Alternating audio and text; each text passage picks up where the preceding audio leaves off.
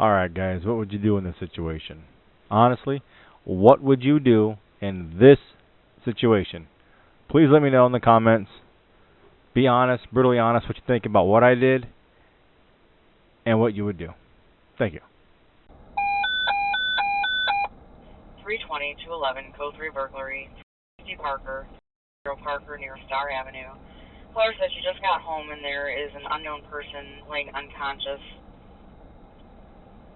He's a male who has tattoos. Said he's now waking up and the caller's fighting with him. Parker near Star, Code 3, 320.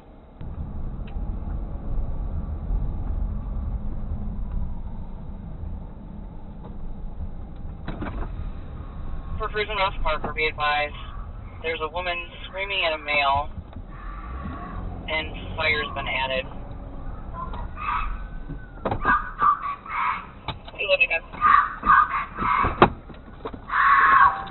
You okay?